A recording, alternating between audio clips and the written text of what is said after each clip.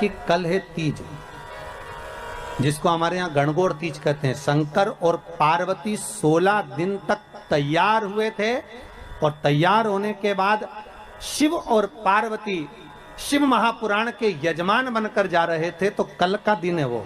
कौन सा दिन है कल का? गणगौर तीज का दिन, कल का दिन। चैत्र के महीने में जो शुक्ल पक्ष की तीज आती है, वो चैत्री नवरात्रे में जो तीज की तिथि होती है, उस दिन शंकर और पार्वती शिव महापुराण के यजमान बनकर कथा सुनने के लिए गए थे। 16 दिन तक पार्वती और शंकर का श्रृंगार होता है। आज ये हमारा स्वरूप ईश्वर जी और गोरा जी के रूप में, गणा और गौर के रूप में पृथ्वी पर पूजाएगा। इसलिए गणगौर पृथ्वी पर 16 दिन की होती है। तुमरुका जी, हमें कथा करवाना है। तुमरुका जी बोले बिल्कुल करें, क्या दिक्कत, कराओ। पर दिक्कत इतनी सी है तुमरुका जी, तुरंत बोले तुमरुका जी, दिक्कत इतनी सी है कि देवी मैं कथा तो बांट दूंगा, पर कथा का यजमान जो बने वो कोई जोड़े से तो बैठे, और तुम तो बेदब्य हो, कैसे बैठोगी? चंचुला देवी की आंख में आंसू भर गए। अब कथा कैसे हो? चंचुला जी वापिस जागे और कैलाश पर जाकर मौन होकर बैठ गई। फिर पार्वती जी ने पूछा, अब तू चुप होकर क्यों बैठी है? भाई होता है, माँ तो माँ होती है, पार्वती मैया तो भी माँ जगतजननी जगदम्बा पूछ रही है, तू फिर चुप होकर बैठ गई। हुआ क्या कि कथा सुनाने वाला तो मिल गया, फिर पर जजमान नहीं मिला। जजमान तो तू थी तो सरी, परंतु मैं तो बेदब, अब कथा कैसे सुनूं? तो कथा तो सुन लूंगी, पर करूं क्या? तुमरुका जी बोले, तेरा अखंड सौभाग्य मैं कर सकता हूं शिव महापुराण से, तू चिंता ना कर, पर कोई जोड़े से कथा सुन ले। अब जोड़ा कहां से लाऊं? तो पार्वती जी बोले, उसमें दुख की बात क्या है? तो चिंता मत कर, शंकर जी की आराधना कर। और तुमरुका जी के कहने पर चंचुला देवी शिव की आराधना में लगी और शंकर भगवान प्रकट होकर बोले, बोल क्या बात है चंचुला? चंचुला कहती है, प्रभु मुझे शिव पुराण कराना है, पर जजमान नहीं है, तो इसमें क्या टेंशन लेना, क्या चिंता करना? चिंता मत कर। पार्वती को बुला, पार्वती को बुलाया। पार्वती जा, तू तैयार हो, मैं भी तैयार होता हूं। शंकर और पार्वती श्रृंगार करने के लिए गए, श्रृंगार कर, और दोनों जब श्रृंगार कर कर आए, 16 दिन शिव और पार्वती को सजने में लग गए। दूल्हा दुल्हन जैसा श्रृंगार कर कर शंकर पार्वती जैसे सामने आए, वैसे ही देवऋषि नारद देखकर बोले, वाह प्रभु वाह, क्या स्वरूप है आपका, धन्य है भगवान, इस स्वरूप को तो आप मृत्यु लोक में रखिए।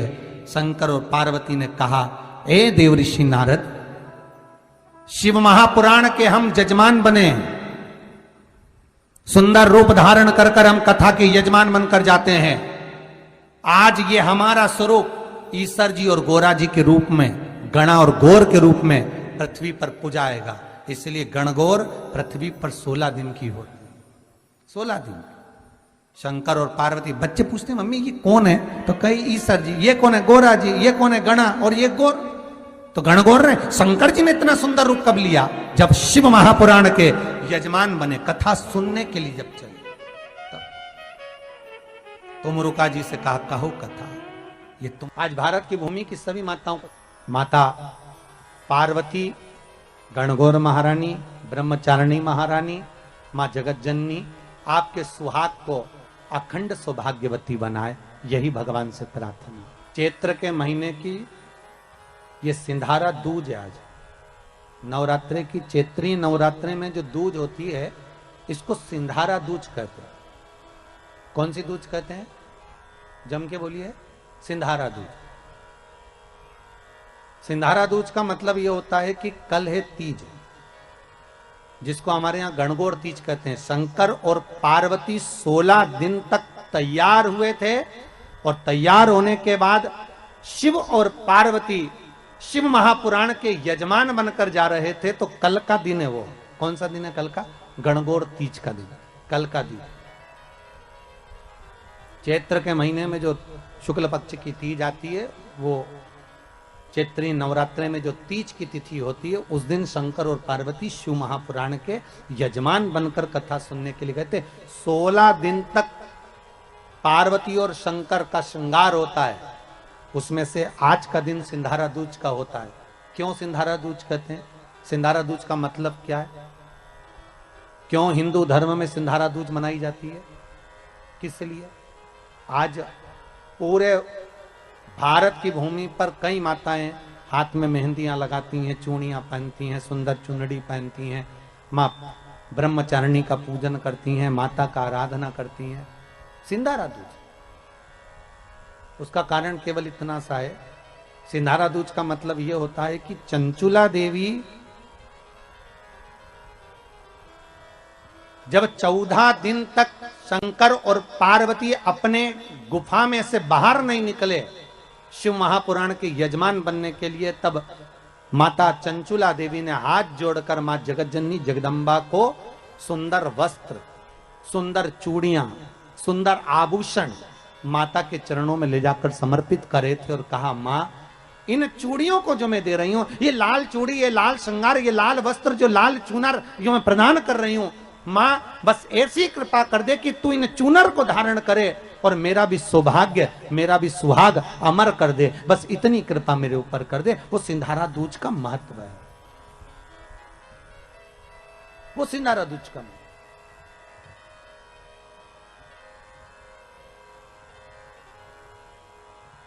आज भारत की भूमि की सभी माताओं को सिंधारा दूज का बहुत बहुत बधाई। माता पार्वती, गणगौर महारानी, ब्रह्मचारिणी महारानी, मां जगतजननी आपके सुहाग को अखंड सौभाग्यवती बनाए, यही भगवान से प्रार्थना। दिल से बताना, जितनी सौभाग्यवती माताएं होती हैं ये संक्रांति पर भी 13 चीजें दान करती हैं, 14 चीजें दान करती हैं। बीच में कोई 16 सोमवार का उद्यापन करेंगी तो भी सुहाग की सामग्री देंगी, उद्यापन करेंगी तो भी सुहाग की सामग्री देंगी, कोई कार्य करेंगी तो भी सौभाग्य की सामग्री देंगी। सौभाग्य की सामग्री का दान क्यों किया जाए?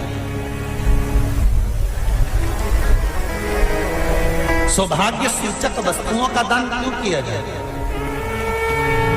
सौभाग्य की वस्तुएं क्यों प्रदान करी जाती है, क्यों दी जाती है? उसका कारण क्या है?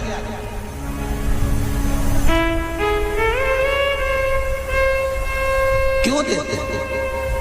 महाराज, भारत की भूमि की सौभाग्यवती माताओं का एक मन की अभिलाषा रहती है, भारत की भूमि की माताओं की एक अभिलाषा रहती है कि जब उसके प्राण छूटे तो अखंड सौभाग्य धारण करके पति के कंधे पर और पुत्र के कंधे पर शमशान पर।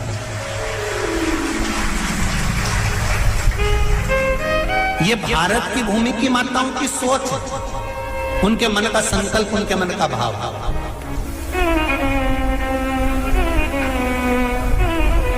क्यों देते हैं चूड़ी का दान, क्यों देते हैं बिंदी का दान, क्यों देते हैं अखंड सौभाग्य का दान? किस महाराज?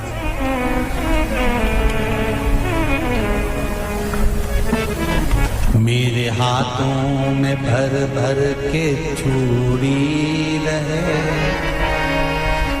मेरे हाथों में भर भर के चूड़ी, और मैया कोई काम नहीं, मेरे मस्तक पे चमकती चूनर रहे, मेरे मस्तक पे चमकती चूनर रहे, और मैया कोई काम नहीं,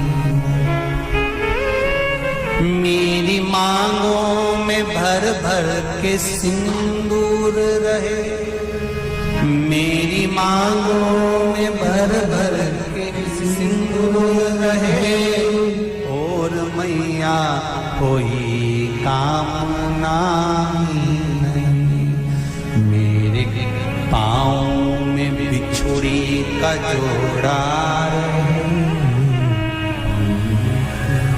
एक बिछुड़ी नहीं, कितनी?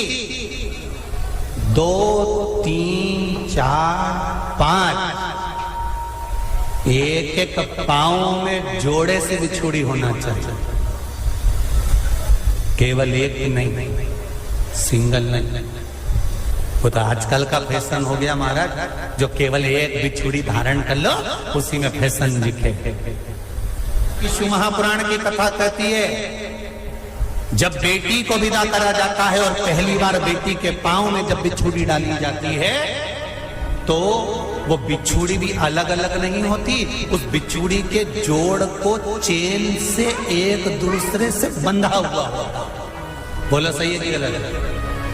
जितने आस्था चैनल पर कथा सुन रहे हैं, जितने फेसबुक पर सुन रहे हैं, यूट्यूब पर सुन रहे हैं, सुन लेना कि मेरे भारत की माताओं का जब पाणी ग्रहण संस्कार किसी बेटी का होता है, उसके पांव में जब पहली बार बिछुड़ा पिनाया जाता है, बिछुड़ी पिनाई जाती है, तो वो बिछुड़ी भी एक दूसरे से बंधी हुई होती है, चेन से बंधी हुई होती है। उसको अलग अलग वाली बिछुड़ी शादी के मंडप में नहीं पिनाई जाती। क्यों? जैसे ये बिछुड़ी एक दूसरे से पांव में बंधी हुई है, तुम्हारी जिंदगी अंतिम श्वास तक ऐसी ही बंधी है। यही वो तो अब माताओं ने थोड़ा सा फैशन चेंज कर दिया, अब पांव में ज्यादा बिछुड़ी निकलती, गड़ती है, चुभती है, एक बिछुड़ी धारण है। महाराज पर नहीं, बिछुड़ी भी दो हो, जोड़े से। हमारी माताएं, भारत की भूमि की जो माताएं हैं, ये चूड़ी भी हाथ में पहनती है तो जोड़े से पहनती है। बोलो जैसा सही है कि गलत है? एक अकेली चूड़ी माताएं हाथ में धारण नहीं करती हैं। अगर भारत की भूमि की संस्कारित माताएं हैं और भारत की भूमि की सभ्यता और संस्कृति को जानती है तो अकेली चूड़ी नहीं, जोड़े की चूड़ी पहनेगी, 2 चूड़ा डालेगी, 4 डालेगी, 12 डालेगी, पर सिंगल नहीं, अकेले। महापुराण की कथा ये कहती है कि पार्वती जी ने और गंगा जी ने जितना सौभाग्य का दान दिया है, उनके बराबर दुनिया का कोई व्यक्ति इतना सौभाग्य का दान नहीं दे सकता जो माता गंगा और पार्वती दोनों दान दे रहे हैं।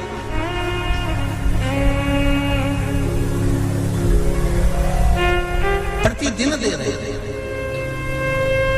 और अब तो फैशन आ गया, तुम लोगों जो सौभाग्य का दान देते हो प्लास्टिक की डलिया में देते हो, पर एक एक पुराण को उठा कर देख लेना, एक एक उद्यापन को उठा कर देख लेना, जितनी तुम कथा तुम्हारे घर में छोटी छोटी कथाओं की पोथियां पढ़ी हो, उनको उठा कर देख लेना। उसमें नहीं लिखा कि प्लास्टिक की डलिया में सौभाग्य की वस्तु का दान दिया जाता है, उसमें लिखा है बांस की पिटारी में, बांस की डलिया में सौभाग्य की वस्तुओं का दान दिया जाए।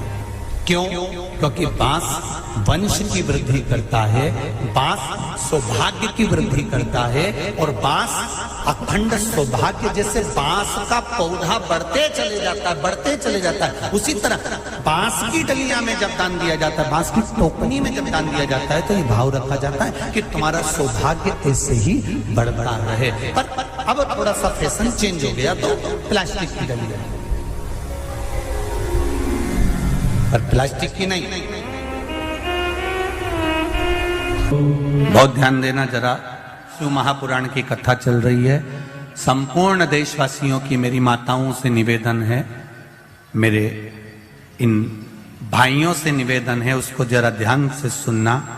आप व्रत करते हैं, ये किसी दूसरे के नहीं है। तीज का व्रत माता पार्वती का, छठ का व्रत माता पार्वती का, चतुर्थी का व्रत माता पार्वती का, ये सारे व्रतों की शुरुआत गंगा और पार्वती ने अपने बल से। माता सिंदूर भर रही हैं, मांग में सिंदूरा भरा जा रहा है, मांग में कंकु भरा जा रहा है, मांग में सिंदूर भरा जा रहा है, और वो सिंदूर नाक पर गिरता है। वो सिंदूर नासिका पर गिर गया तो कहते हैं कि कोई काल आने वाला था पति के ऊपर, वो काल टल गया और नाक पर सिंदूर आया तो नारी का सौभाग्य और अखंड हो गया, ये शास्त्र कहता है। और सिंदूर भरते समय वही सिंदूर अगर भूमि पर गिर गया तो, अब देखिए जरा, देवी भागवत को उठाकर पढ़िएगा, वो सिंदूर जो मांग में भरा जा रहा है और नाक पर गिर गया तो शुभ होगा, पति की उम्र बढ़ाएगा। घर में बच्चों का विवाह होने वाला होगा, कोई अच्छी सूचना आने वाली होगी, मांग में भरने वाला सिंदूर नाक पर आकर गिरता है तो कोई सूचना अच्छी मिलने वाली होती है, कोई बंधन कटने वाला होता है, कुछ अच्छा हमारे परिवार में होने वाला होता है, पति की उम्र बढ़ने वाली होती है, कोई रोग आने वाला था वो कट रहा होता है। और वही सिंदूर अगर भूमि पर मांग में भरते समय गिर जाता है तो समझ लो कि कुछ ना कुछ ऐसा काम होने वाला है कि मेरी आंख में आंसू आएंगे। वो निश्चित है, वो निश्चित है। चाहे वो किसी प्रॉपर्टी के चक्कर में हो, परिवार के चक्कर में हो, नातों के चक्कर में हो, पुत्रों के चक्कर में हो, बेटियों के चक्कर में हो, पति के चक्कर में हो, रिश्तेदारों के चक्कर में हो।